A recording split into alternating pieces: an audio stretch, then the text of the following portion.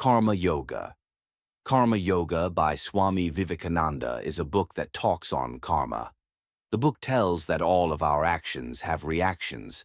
The trick is to learn how to work in a way that doesn't cause more misery. To learn the trick, keep reading.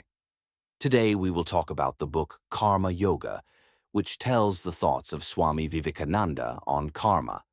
The real name of Swami Vivekananda was Narendranath Datta. He was born in a wealthy and religious Bengali family in Kolkata. On January 12, 1863, he completed his studies at Presidency College. He was not only a great saint but also a patriot, a great time, a philosopher, and a great writer. He died while meditating on July 4, 1902. Swamiji was very dedicated to the matter of karma.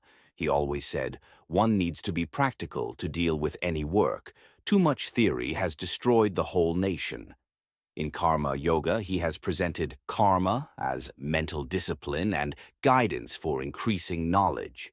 Describing the facts of Bhagavad Gita in short, Swamiji has defined the essence of karma and its importance in life. Today we will talk about the thoughts of that great man of knowledge, soul, and inspiration for the ideal of youth. So, this article we are going to summarize the book for you, so if you don't have time to read the whole book, read the article carefully and absorb its wisdom. Who are we? The power to be whatever we want to be. It is in us.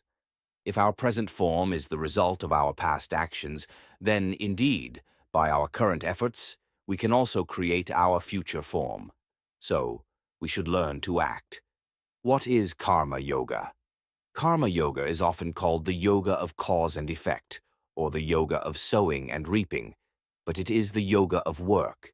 Any action, any thought by doing something is called karma. Thus, the law of karma means to act or to take action, because wherever the action takes place, something happens from it. This truth cannot be denied, and this law of karma is valid throughout the universe. Karma Yoga is a mental discipline that asks a person to serve the people by fulfilling his work through knowledge. We learn about the secret of working, the way of working, and the power to work through Karma Yoga. We learn how to use everything in this world. Karma Yoga tells us that, to find a way out of the world's shackles, we must understand and adopt it slowly and surely. Swami Vivekananda says that karma is derived from the Sanskrit word kri, which means to do, to act. Technically, the word also means to do something, but in Karma Yoga, we have to take desired results from the word karma itself.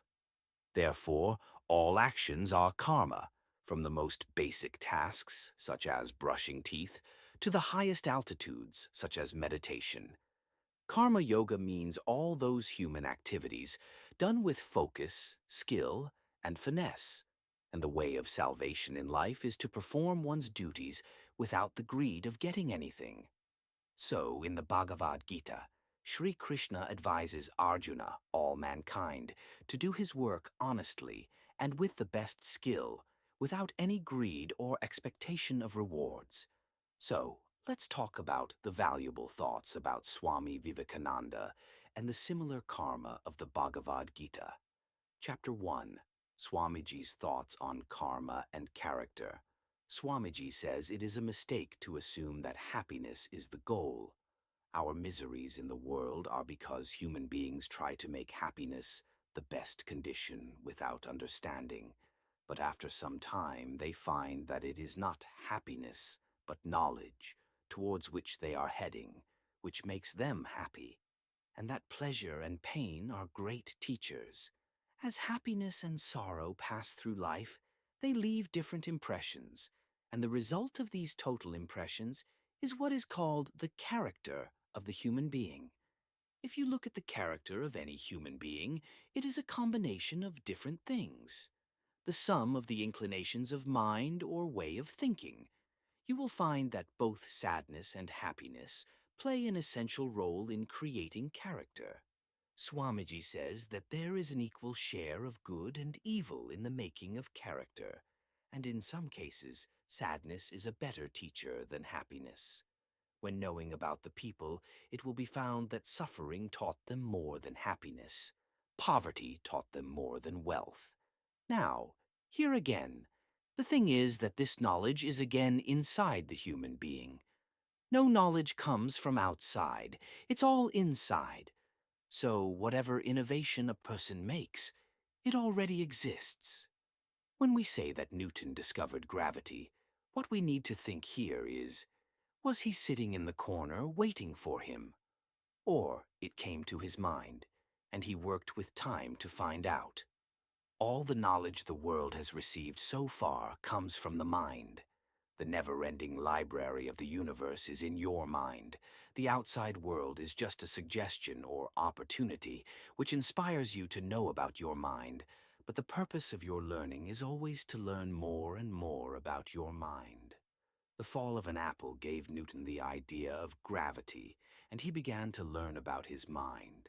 He began to link all the previous links of thought in his mind and discovered a new connection between them, which we call the law of gravitation. If we really look, gravity was not in the apple, the center of the earth, or anything else. That is under knowledge, spirituality, and in the human mind. In many cases, it is not discovered but remains covered. When the layer of ignorance over it is gradually removed, the process of learning thus progresses through the process of learning and revealing the truth. The person from whom this veil is released is more knowledgeable, but the person on whom this veil is lying is ignorant. Like fire in a piece of shining stone, wisdom exists in the mind. The idea is the process that brings it out.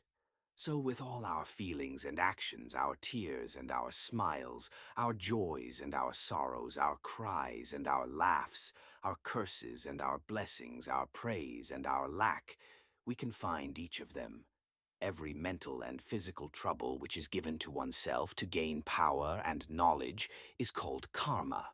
If we use this word in a meaningful sense, then, in a way, we are doing all work, or karma. Swamiji says, I am talking to you. This is karma. You are listening.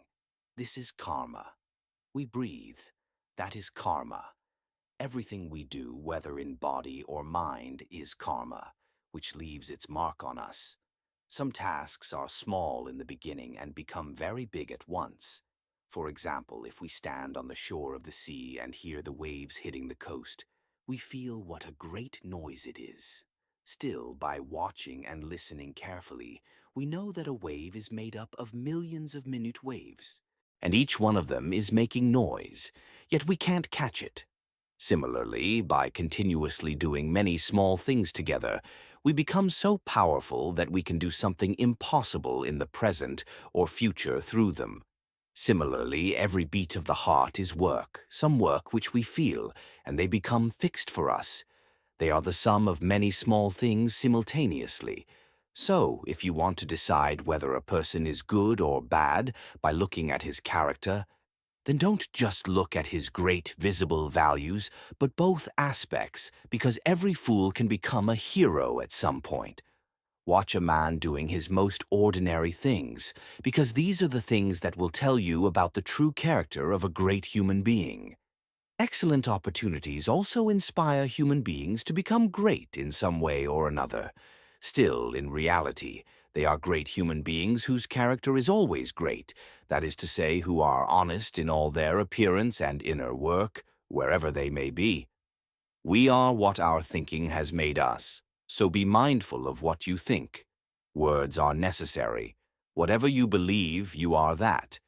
If you feel weak, you will be weak. If you consider yourself powerful, you will be powerful. If you think yourself inferior, you will be of use to someone. If you consider yourself holy, you will be blessed. To be successful, you must have tremendous determination and tremendous willpower. So, whatever people want to say, stick to your faith and have faith that the world will be at your feet. Vivekananda says many people say, trust this partner or that partner, but I say, believe yourself first. If you are pure and robust, you are a man equal to the world. Chapter 2. Everyone is great, in his place. Teaching this principle of karma, Swamiji says that a part of the principle of karma yoga is activity. Duty is according to the activity. What is not a duty to one is a duty to another. At the same time, it is also incorrect to think that this duty is small and the other is high. If a man takes sannyasa from the world to worship God, he should not think that those who live in the world and work for the good of the world are not worshipping God.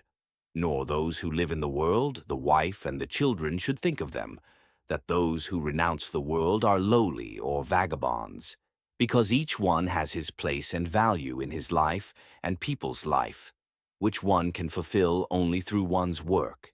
Chapter 3. The Secret of Karma. Helping others with the body, taking away the needs of their body, is indeed great, but the more significant such help is, the greater it is, and the farther the service is given, the greater the benefit to the other. Still, if in some way one's desires can be taken away forever, that is the most significant help that can be given. And spiritual knowledge is the only thing that can end our sorrows forever. Any other knowledge fulfills our needs only briefly. With the knowledge of the soul, the trouble or negative power of always lacking in life gets destroyed forever. So, spiritually helping a person is the most significant help that can be given to him. Those who give spiritual knowledge to people will be of most important benefit to mankind, and thus we always find that they were and are the most influential people. Who help people with their spiritual needs because spiritual life is the base of all our activities. A spiritually strong and healthy person, if he so desires, will be vital in every respect. Without spiritual power in a human being, even physical needs cannot be fulfilled. Mental help comes before the spiritual. The gift of knowledge is far better than food and clothing. It is more than giving life to man because man's real life is from knowledge. Ignorance is death, knowledge is life. Life is of little value if it is life in the darkness of ignorance. The next stage comes to help a man with grace. Therefore, when considering the question of helping others, we should always try not to think that physical help is the only help that can be given. It is not only the last, but also the least, because it cannot bring permanent satisfaction in one's life. One's misery can only end when satisfied with all his desires. Then hunger will not make one sad. No trouble, no sorrow can shake. So, the help that makes us spiritually strong is the highest, followed by mental help, and then physical help. Chapter 4. What is duty? When reading about karma yoga, it is essential to know what duty is. If I want to do something, I must first understand that it is my duty, and only I can do it. Again, the idea of duty is different in different countries. Muslims say that what is written in their book, the Quran, is their duty. Hindus say that what is in the Vedas is their duty, and Christians say that what is in the Bible is their duty. In this way, we find that there are different thinking about duty, various situations in life, different historical works, and different according to foreign nations. The word duty, true to all and every other word, is impossible to define clearly. We can get an idea of it only by knowing its practical operations and results. When certain things are in front of us, we have a natural or learned way to act in a fixed manner for them. When this method comes, the mind starts thinking about that situation. Sometimes it feels good to work in a particular way, under given conditions. Sometimes it feels wrong to act in the same way, even in similar situations. In the last century, India had infamous gangs of robbers called thugs.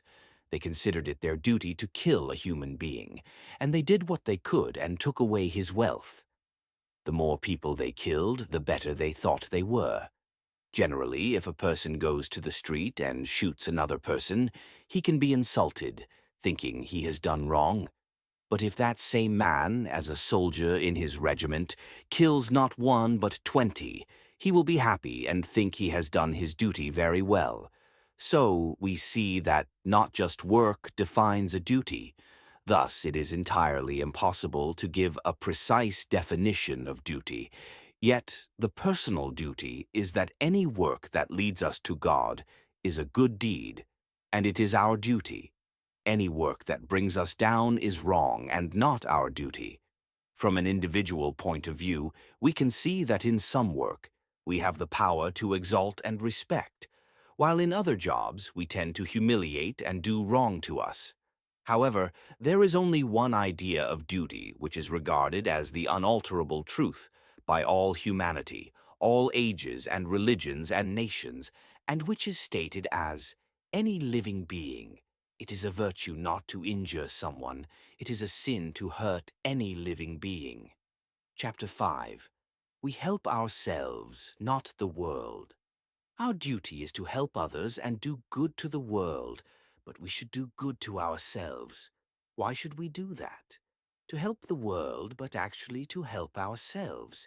Of course, we should always try to help the world. That should be our most significant motive.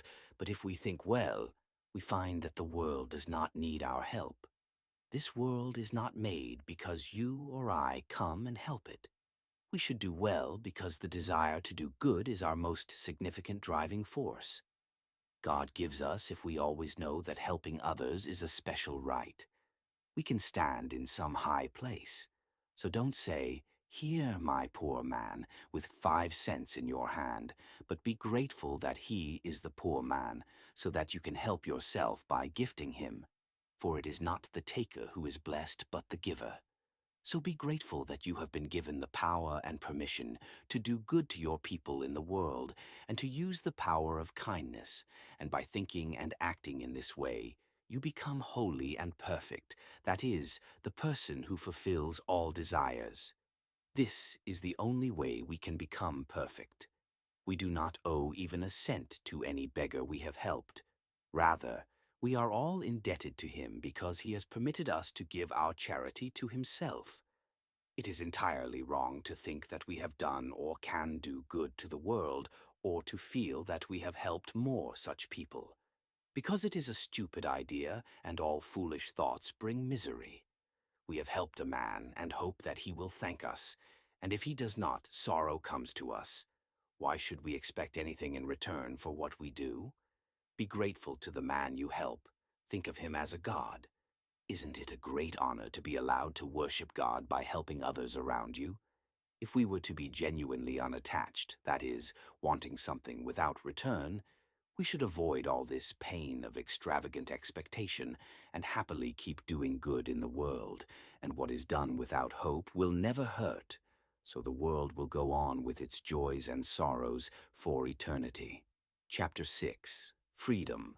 The high-level types of people quietly collect true and noble ideas, and others, Buddha and Christ, move from place to place and preach and work for them.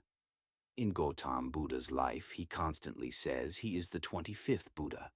The 24 before him are unknown to history, although the Buddha knew that history would be built on the foundations laid by him. The most incredible people are quiet, silent, and unaware.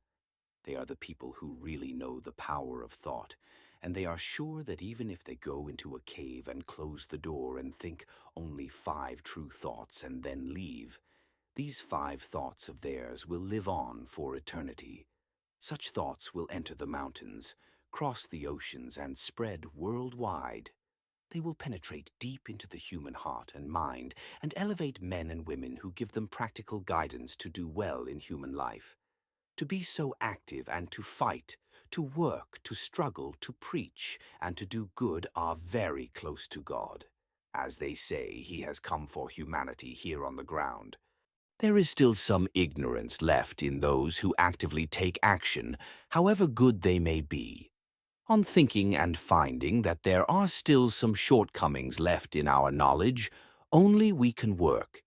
There is no other duty for those whose natural desires are absorbed in the soul, whose passions are confined, and who are permanently attached to the soul. Such people are indeed the tallest in the human race. While doing so much work, we should never think we can help, even with the most minor thing in this universe. The truth is, we can't. So instead, we only allow ourselves in this practice ground of the world. If we act with this thought and always remember that our present opportunity to work like this is a special right given to us, then we will never get attached to anything. Millions of people like you and me think we are the great people in the world, but we all die, and in 5 minutes the world forgets us. But the life of God is infinite. By his command the wind blows, the sun shines, the earth lives, and death comes. He is in all and everything. We can only worship him. Therefore, leave all the fruits of the work. Do good to yourself. Only then will the fulfillment come. In this way, the shackles of the heart will be broken, and we will feel completely free. This liberation is the goal of Karma Yoga. Conclusion. So, friends, this is Swami Vivekananda's thoughts on karma. We hope you learned many essential things about karma. Now adopt them in your life, and while improving the quality of your deeds, keep moving towards a good life. Finally, if you feel this summary can help others, please share it with them. We will meet soon with even more improved summaries. Karma Yoga Book Review. Karma Yoga by Swami Vivekananda is a profound spiritual book that explores the path of selfless action. Vivekananda eloquently explains the concept of karma yoga and its relevance in contemporary life. He emphasizes the transformative power of selfless service and how it can lead to spiritual growth and realization. The book offers practical guidance on integrating selflessness into everyday actions and highlights the importance of detachment and surrender to a higher purpose. With its blend of ancient wisdom and modern relevance, Karma Yoga provides valuable insights for those seeking a fulfilling and purposeful life. Thank you.